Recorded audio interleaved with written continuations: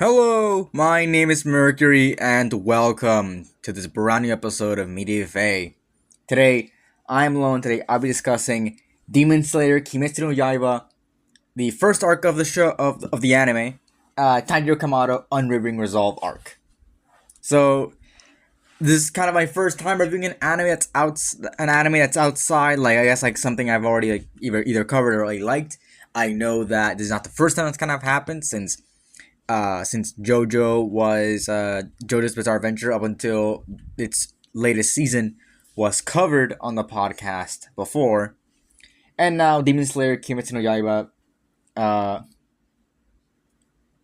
has joined that, and yeah, no, we will be covering the entire show, little by little.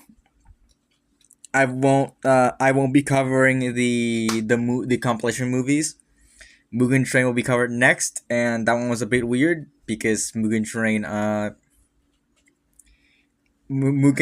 got turned into like a season of the show instead of just being instead of just having its own movie. But whatever, doesn't matter.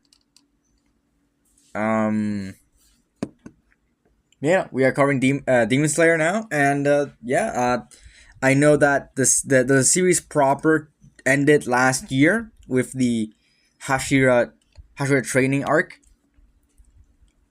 and yeah, and then that's and how it's gonna end is with two movies that are gonna be covering sort of like the first like the two halves, or it'll be splitting it'll be splitting the last arc into two sub arcs, and that's what the movie's gonna be. It'll be like two movies covering two different things.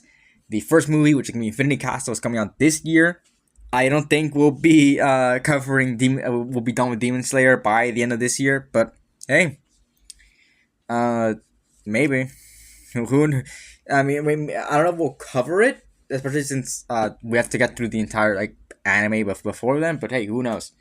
Yeah. The anime ended last year with I guess if you want to count it, 4 seasons technically, but the seasons thing is not really concrete, so it's currently just like it's technically 5 arcs, 5 split arcs, and yeah, no. We're covering the first one, which is the longest one of the show, which did mean which yeah, that it was a bit of a hassle to really get through.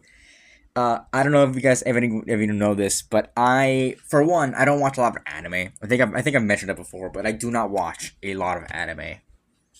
So getting so going through this, it was a bit weird. It was a bit weird for me. I just do not watch anime, and also I do not watch. I have not for the podcast. I have not watched a lot of long shows. Uh, Ruby has like really been one of the longest ones, and that like 4 episodes, and even then, the only one that had like a large amount of episodes was season one. But that one, or I guess volume one, but that one is just kind of there, like it has a bunch of like 4 minute long episodes, and that one that's at least changed. Man, oh, film trilogy. Okay. Damn. Okay. So there's gonna be so I was wrong. There's a film trilogy about the Infinity Castle story arc. Jeez. Well, I guess it would be like I don't even know.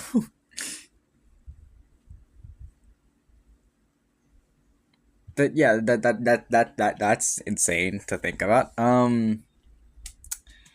Anyways, yeah, just starting off with just season one. Yeah, but what I was getting at is that it's a 26 episode anime. The first season it's 26 episodes. The rest are like less than 12, like less than half of this season. Like, it's not that bad. But yeah, I don't usually watch this long of anything really.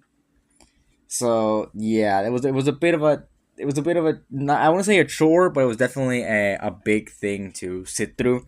Also because I do not binge. I am like incapable of binging. I might have mentioned this in the Cyberpunk Edge Runners episode. Like for Cyberpunk Edge Runners, I pretty much almost binged the entire series, and I by the end I couldn't fucking keep. I couldn't like I couldn't like fucking like I was like out of it. I was fucking out of it for the uh for like the last few episodes, at least like afterwards, I just like fucking having just like, after binging it, because I again like I can't binge a show. It's just not in my fucking DNA. It's really not. Um, but yeah. Now, and so getting through the Demon Slayer, at least the first arc, was not a hassle, but like a bit of a grind to say the least. It was a bit of a grind to get through the first arc. So yeah, and I've heard a lot of good things about Demon Slayer. A lot of people do enjoy it, but well, what about me? Some guy who doesn't watch a lot of anime. And I would like to watch a lot of anime. I think I have quite a few anime that I do want to review on the podcast, and I would like to get to. But yeah, aside from that, not much more to say. I have a ton of things I have to, and not a ton of things, especially since this is again kind of like the Sonic movies, where I don't have a future. I don't have the fourth point, which is the future. I do not have that because we kind of already know what happens later. I don't. But I know that it's out there, so I'm not gonna like, speculate on what it could go because I kind of know where it goes. But yeah, I don't know the specifics about the actual like story of it. I haven't spoiled on the ending of the manga because the manga ended. I know how it ends. I just don't know how we get there. You know. Without further ado, let's just begin where we always begin with the animation and action. Alright, so the action and animation are some of the big things I've heard about Demon Slayer. Uh when I see discussion on this particular anime, I always see the quality of the action and the animation being brought up a lot during just like talking about how good the show is. And obviously, we won't get to like the big crazy action set pieces in in the first arc, but it still is I guess it still is just a good way to start because yeah, the season still has a lot of good moments within the animation and the action. This the animation of the anime is provided by Ufotable or Ufotable. I don't know how you even pronounce that. I think it's Ufotable or Ufotable. I don't fucking know, but it's provided by them, and I feel like it looks very good. The action is easy to read. Sometimes through anime, you just fucking see nothing. Like it's very fast moving. But I think here the action and the animation is just very easy to read, and doesn't have a lot of those big like problems that you can't see that just don't know what's going on. I feel like here, the show actually makes use of its fast paced action, but still not only that, but it still allows us to see the action instead of just having with the flashing lights happening at once. This I feel like it's very good. It has a lot of moments, even though there's no action going on. There's a lot of like flair and a lot of personality in the animation, so I really do enjoy that from the show. But this show does really shine in its action. And the action within the show is, I think, very well made. Again, easy to read through, and the animation that goes along with it is phenomenal. I love how the breathing techniques look in the show, especially when Tanjiro's changes from, I forgot, I guess like the fire breathing one to the fire breathing one. That one looks really cool, and like the animation of Nezuko's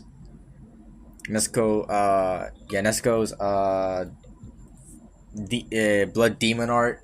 That one also really looks cool. Like they're called when there's like a vibrancy, but when there's like a glowing color or something, it looks like it glows and it has like this pop to it. Like it looks vibrant and it looks flashy, but again not too flashy to the extent that it's like taking up the entire screen. You can't see shit. Like the it strikes a very good balance.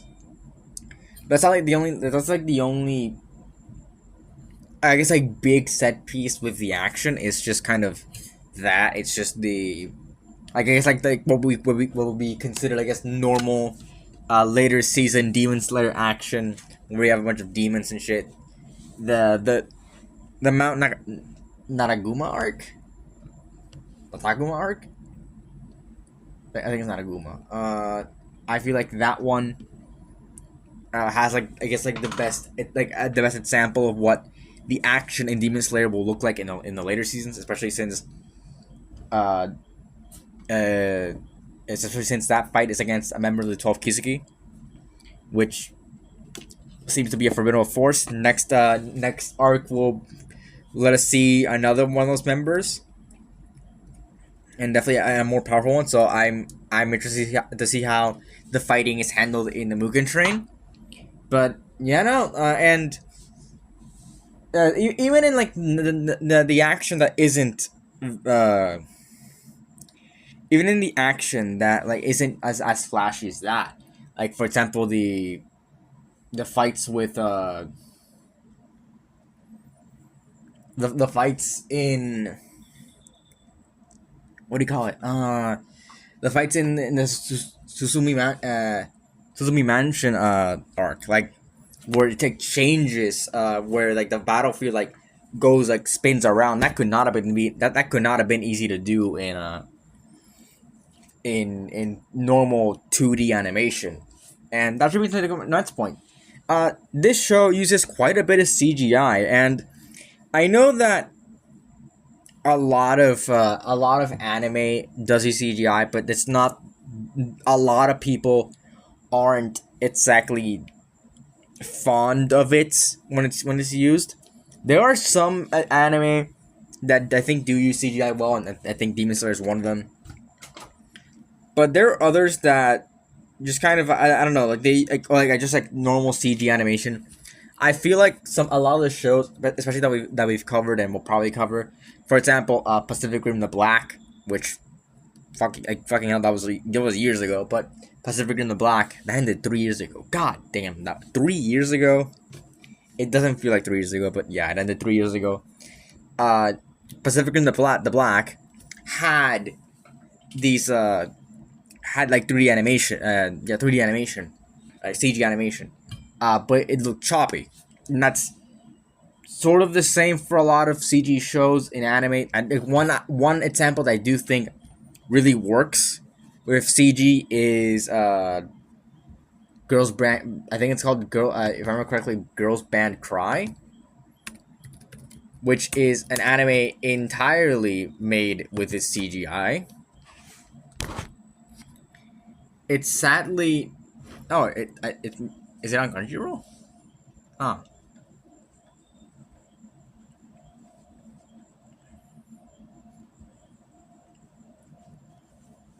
I didn't remember that. I didn't know that it would be. Yeah, okay. Stream the series on worldwide outside of Asia, East Asia, on November 6th.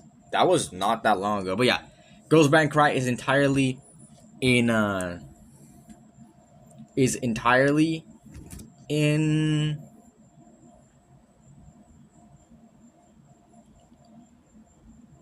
in CGI, and it's handled pretty well because one of the criticisms I see a lot of CGI is that uh is that they like people who trying to go to it after like having 2D animation, like they usually try to animate it as if it were 2D, but Girls Behind Cry uses the fluidity of CGI of CG animation to its advantage, and it has like backgrounds of 2D, which does look kind of weird. But aside from that, we uh I do want to watch Girls Band Cry, to be honest. I do kind of I do want to watch Girls Band Cry, and I do want to review it. But yeah, that'll come at some other point in time, because just not right now. But yeah, but Demon Slayer uses CGI quite a bit in its fights, and I feel like it's handled. It's like it's presented in a way where it's not that intrusive. You can tell it's CG, but it's like very fluid. It's mostly for like background stuff, and they use a lot for like the blood effects at the end. Uh, they use a lot for like the blood effects. There are some times that yes, the blood effects is made through 2D animation, but that's not a lot. That's like like if there's a lot of blood, it's mostly going to be with CG. And I feel like CG is handled pretty well in the show, and I do commend the usage of it because it flows neatly. It mostly just looks like it's far away 2D, but you can kind of you can tell it's CG. But yeah, I do quite enjoy the presence of it here, and I hope that it's used more later in the show. At least in this form, not like very intrusive as we see it in again, not as intrusive as some other shows that use a lot of CG. Like for example, fucking hell, Godzilla Singular Point, which is like the monsters are entirely CG. It's like goddamn. I feel like if Godzilla Singular Point was entirely made by Studio Bones, or just like one studio instead of both that were in it, which were Studio Orange and Studio Bones. I feel like that show could have looked a lot better, but that's beside the point. Um, Demon Slayer. I feel like it does a very well job with its animation action. I don't think I gave it the praise like enough praise, but yeah, it was pretty well made in this in the within the show. I feel like it was pretty well made, and yeah, let's move on to I guess one of the big parts of the show that people really love to talk about. Also, it's the characters. I will only be really talking about the main four and like Tomioka, and I will mention the others sprinkling throughout, as I have the end to mention like others that I do kind of like to see. Let's just start off with Tanjiro. Tanjiro's a very interesting character in the way that he's just kind of your normal type of like character, but he has like this air of mystery around him. It's mostly within his past that this mystery is really like part of it. It's not it's not like it's not like his character has like this air of, it's not like it's like a personality or some shit. It's not like he's a mysterious guy, but I like that he's so hopeful and all that. Like I like that I like that with his, like, with what happened to his sister Nezuko. I like how he has like such sympathy towards demons and how everyone like reacts to that, and how he has an effect on people throughout the show.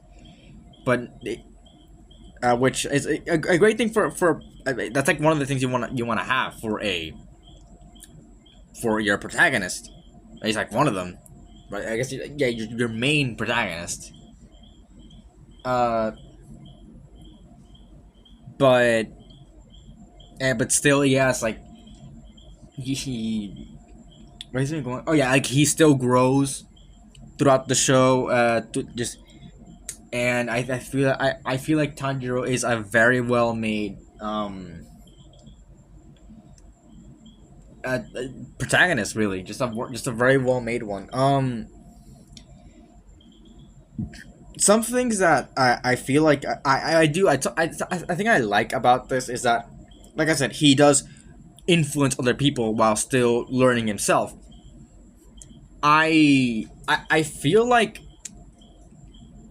some not just like anime, but like just like general some protagonists and things just go in one direction or the other where they're not like they're not like impactful on other people, or at least like people impact on them instead, like people imprint not imprint but like teach them instead, or for example they're kind of stagnant and they teach other people, and that's kind of what the main crux of all that is.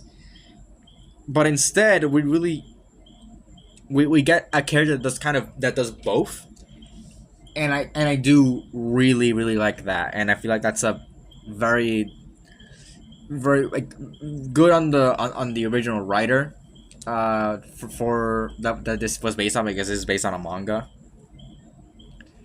Duh, like all fucking anime is based on manga. But like I like that.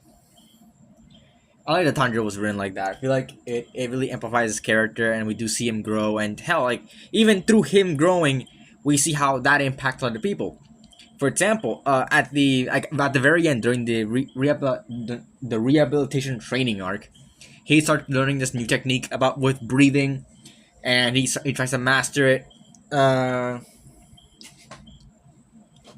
and like at the end, like the other characters, Inosuke and Zenitsu, they don't want to do training because they're like so beat up after the previous arc, and instead we see how Tanjiro inspires them through him training and him learning all these new techniques. Like, yeah, I do really like that Tanjiro has been written this way, and how he interacts with the world, and how like he's just kind of important. His father, I'm pretty sure, if I'm not mistaken, his father has some history with the main villain, since the main villain really wants Tanjiro dead. Like, I'm not sure how it ends, but it looks like it looks like the main villain of the show really has a history with the father, or at least somebody within his family. Maybe. Let me see.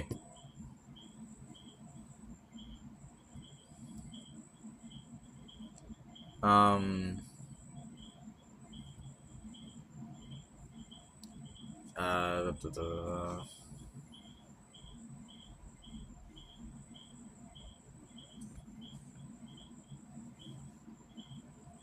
Yeah. Like, okay. Well, not him, but it seems like his ancestor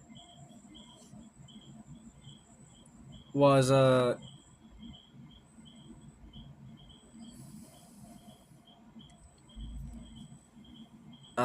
his ancestor.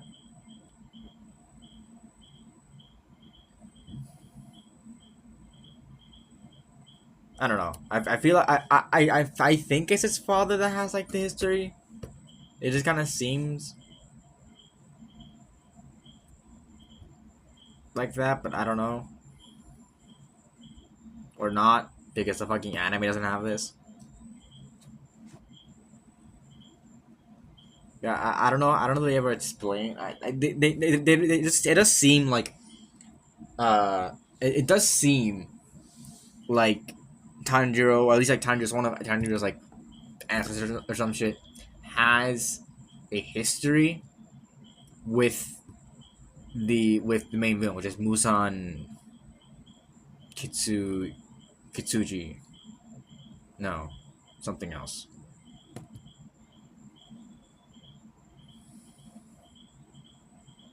Uh, this guy also this fucking guy looks exactly like Tanjiro. Fuck. Where is it?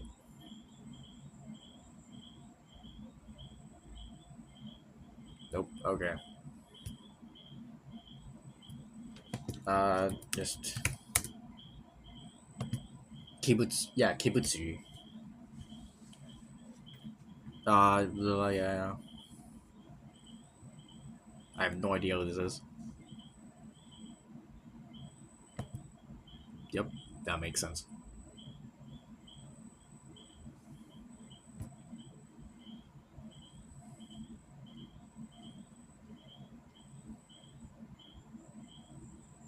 Do we have? There we go. I am gonna spoil myself, but this should still be should be kind of easy.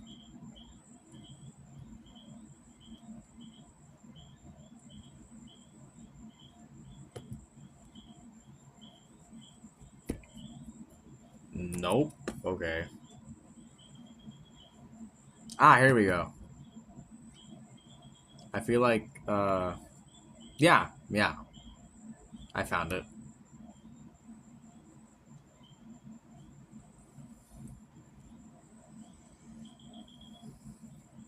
Damn.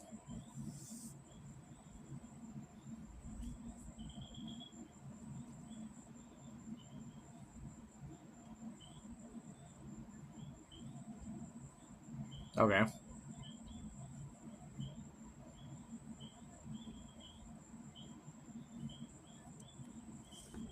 Yeah, I found it, and cool. I guess I got this twist ruined for me, but I don't know what it even means. But yeah, now I know the history. uh,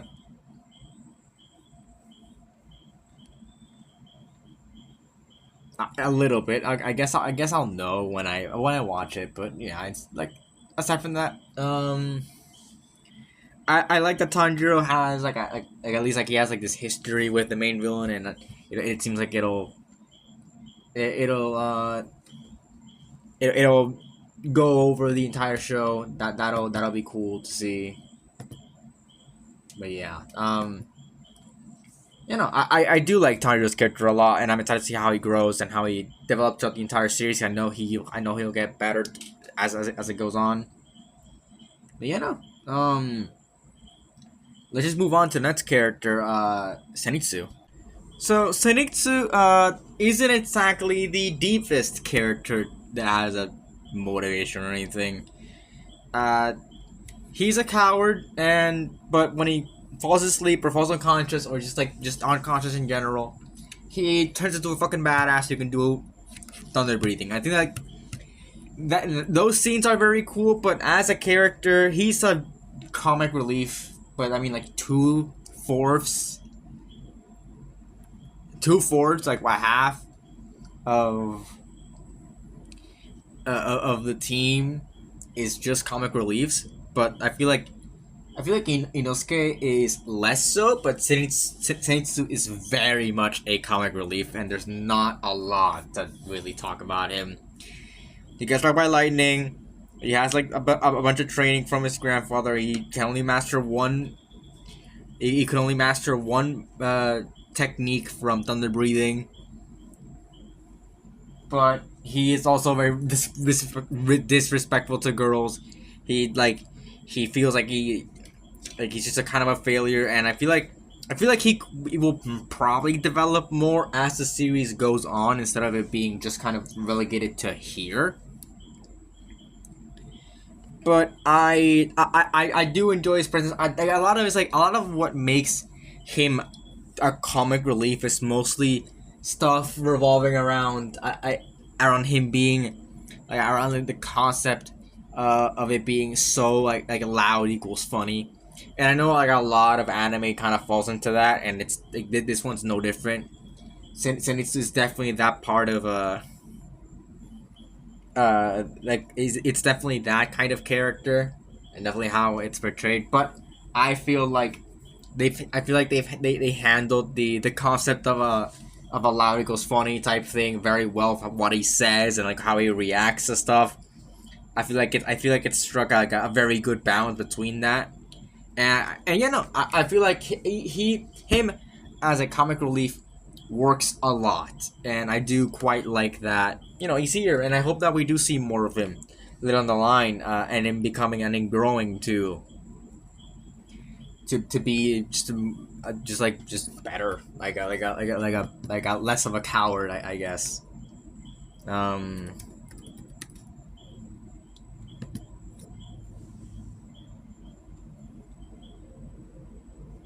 but yeah, aside from that, there's not much to really say about him. Aside from I hope he gets more. I do like it when he's cool in the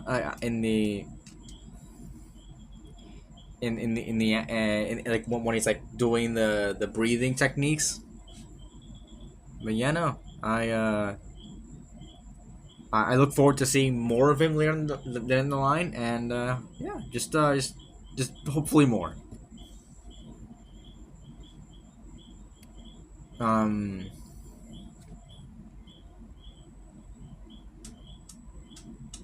and our next character is Inosuke, which is another comic relief, but I feel like this one's handled a lot better. He is an unhinged person that just kind of that just does things like pretty much is a contrary and just they just fucking do things, and he gets mad when people think that he can't do a certain thing. But I like that he's a lot deeper than just kind of being this very brash bronze over brain type character. I like that he has a sort of tragic backstory of him being abandoned. I hope that we really see more of that later on the line. But aside from that, I don't really know. I mean, he's funny. Like I feel like Inosuke's humor works a lot better than Zenitsu because he's not just the funny comic relief character. But yeah, I think Inosuke has like a lot. Just he's a lot of a as a character has just more depth than Zenitsu. And yeah, no, I do quite like how Inosuke is handled in the show. But like aside from that, like I feel like again we're gonna learn more of him there on the line. Again, I don't know if we actually learn what happened to him. I hope we do because it's mostly he's one of the characters that has like the least amount of backstory. He's mostly just kind of there, like oh he lived in the mountains and he became a demon slayer just cause. But you know I like Inosuke a lot in the show, and yeah, I feel like he's like interesting to watch, especially after the Mount Natagumo arc, Natagumo arc. I feel like in that after that he's at his best, where he's sort of downing himself. So like after we meet him, I feel like in the season I think that's when he's at his best. But aside from that, like there's not a lot to really say. Again, Senitsu and Inosuke, sure they're protagonists, but they're much more secondary protagonists, and they're not as big of a focus as, for example, Tanjiro and that's character Nezuko.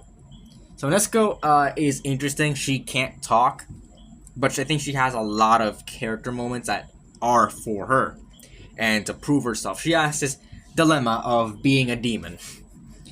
That's like the big crux of the show. It's well, she's a demon, and Tanjiro is trying to find a cure for her.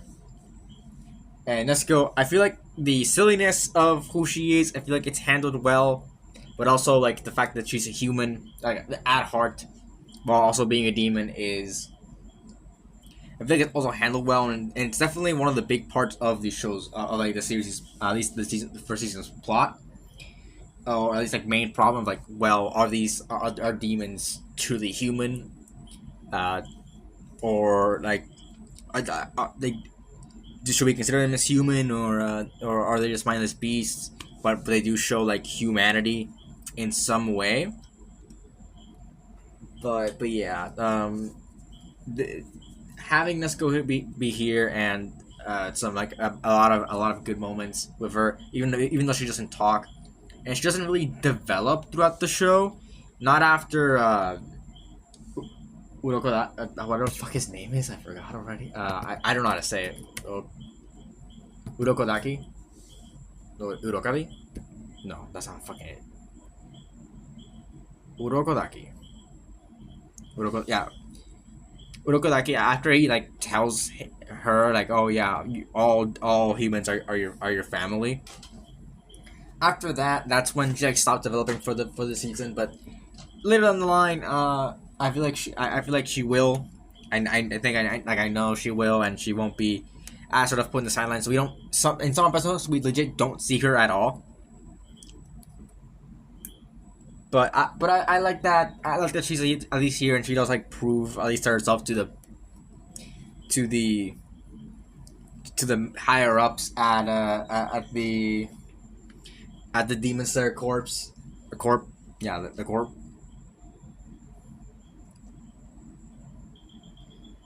But yeah, no, I think Nezuko will be a very will have a lot more development as the series goes on. But right now, I feel like she's fine where she is. But yeah, we'll see what happens to her later on, and how she develops later on the line. The last character, that's like main character I want to like mention fully is Tomioka. He's like a big prominent Hashira Demon Slayer corp member, and I feel like him being sort of like this very like I guess like mysterious type character, like he wants to have like this mystery around him, but you do see parts of his personality coming, where especially when Shinobu I think no, it's not Shinobu, Shinobi. Yeah, Shinobi. After Shinobi says that nobody likes that nobody likes him. It is Shinobu. Like when Shinobu says that nobody likes him, we do see sort of this instance of personality sort of come in, and I do really like that. That's very like him sort of seeing that, and also him understanding what happens, like what happened to Tanjiro and what he has to go through. Yeah, no, I do quite like. I do quite like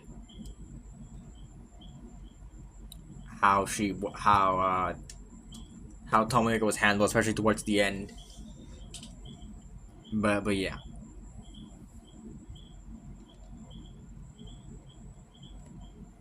Um.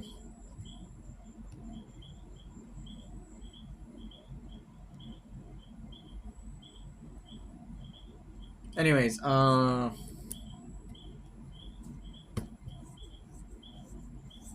that's really all. It's really about for characters. Some others I want to mention. Shinobu Kocho. I feel like her backstory is very interesting and how we see her within like the main like our the current time and like before how she was before. I feel like that's a cool dichotomy and like what she actually wants. Even though I kind of feel like it's a bit weird how she was handled during the Mount Nanagumo arc and what we see her during rehabilitation training. God fucking damn it! And what we see between those two arcs and how different it is. Uh, but aside from that, some others I could mention. I would mention like Urokodaki and whoever the fuck those characters in, like the first like 3 episodes, but I actually watched the first 3 episodes like fucking years ago, so I don't remember them much. I do quite like the sort of the ghost that we see like the ghost like children we see at the beginning. I feel like that's cool. What the fuck? Shinobu's 18? In what world? This you gonna tell me? No. That's stupid. What? What?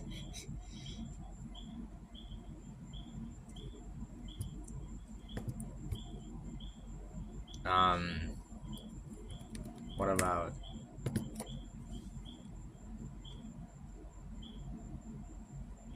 Okay.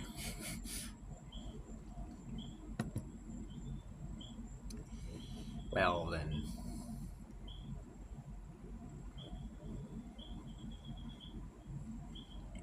All right.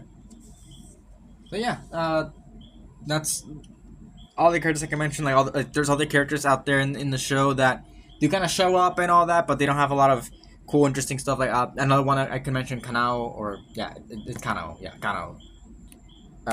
Interesting plot line. We don't really see a lot of her past, but I do quite like what they went with, and I also know how it ends.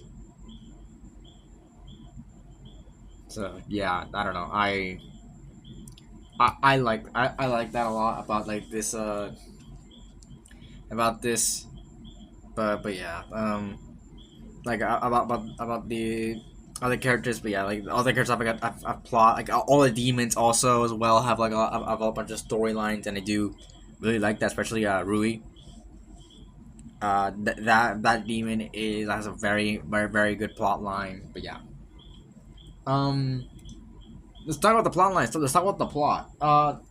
So the Demon Slayer, this show is takes from I think six or five different plot lines. Or different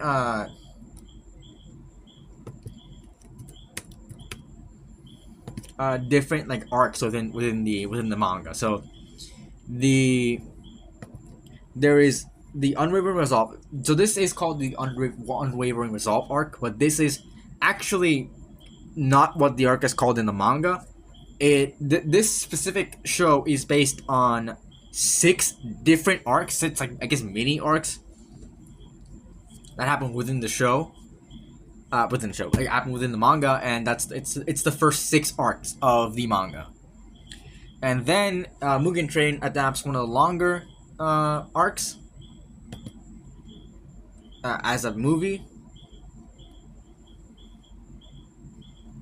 I mean, just I guess it just that no, it really doesn't. It adapts one. I mean, it adapts like one of the shorter arcs into a movie, and then it adapts the next arc, which was officially Entertainment District, which is the first really long arc. But yeah, aside from that, that's that's the main thing. It goes to three arcs, six arcs. Sorry, I don't even know. Final Selection arc, Kidnapper's Bog arc, Azukasa arc, Suzumi Mansion arc, Mount Naraguma arc, and Rehabilitation Training arc. God fucking damn it. Yeah, that is. Those are the six arcs of season one, and I feel like they all like go pretty well with each other.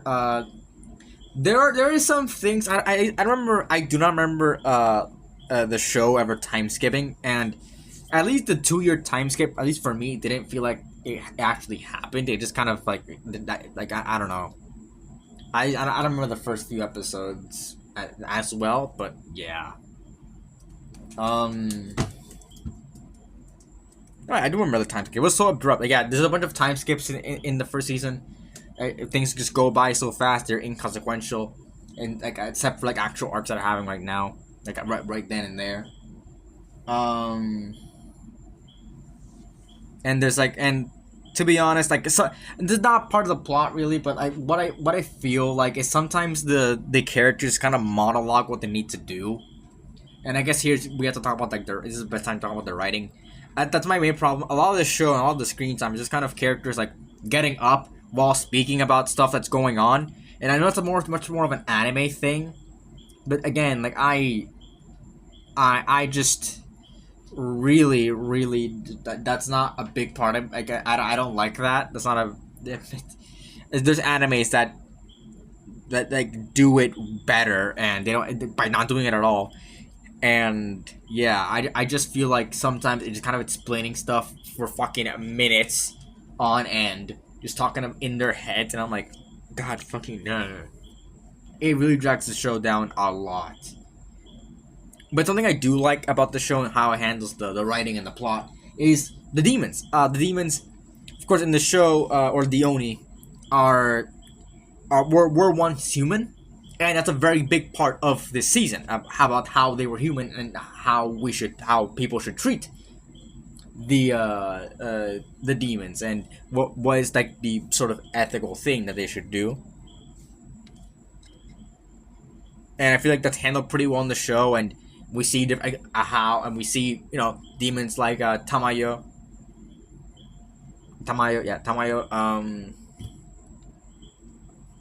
and I forgot his name already, but like yeah, Tamayo and Nezuko and Rui, which has a track backstory, but he's one of the 12 Kiseki. So it's, again, like we see like what they do to survive, but like also like can they be like pardoned for this? I feel like that's a big part of the show. It's a big part of the character, especially towards the end when we meet all of the Hashira. Like that's a big part, and I do really like that. I do like that they have that. That's more towards the end of the season, like the last half. And to be honest, I do not like the first half of this season as much as I do like this as much as the second half. The show gets infinitely better once we get to the latter half. I feel like the first half just kind of drags a lot, and there's not a lot of like progress being made in the show proper. It's just kind of going around places like fighting demons just for the sake of having plots and all that. Like it just feels like it's almost filler, but not really. But yeah, I don't know. That's just what I feel, and I that's why I don't like the first half as much. It just kind of feels like it drags on, and nothing really is going on until we do get to the second half, and we do see how it all ties together, and how and like actual like the actual gears of the series, and how the plot is going around, kind of moving, and that's what I like more. That's really what I like more, like from the plot, and that's it. Like I like the second half better. Also, the first half doesn't have that many like action sequences. It doesn't have like it doesn't have that. It doesn't have like the time to really shine, or like just the things to really like, make the show shine until we get the second half, and we see how the animation, the action all go through like fluidly. Like it's like the second half is much better, and I feel like the first half is a drag to get through, but it's not bad. It's not like horrible. It's just like worse.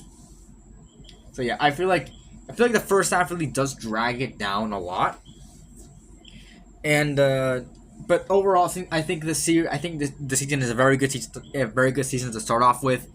I like the characters a lot. I like the action. The animation is great. I want to see where this is going. We're not gonna get to it for quite a bit, but I do like to see. I like what I'm seeing here.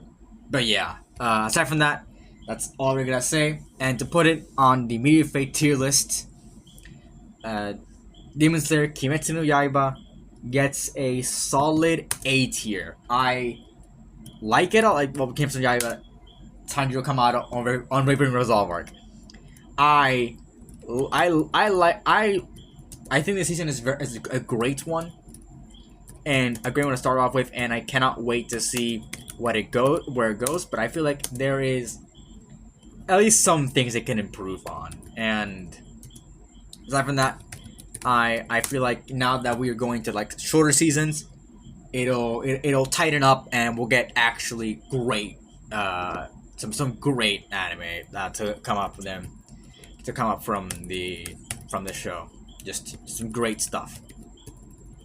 But yeah, aside from that, that's really about it. What did you guys think about Demon Slayer, Kimetsu no Yaiba, Tanjiro Kamado, and Unwavering Resolve? Leave in the comments below. All of our socials in the description, and that's about it. See ya.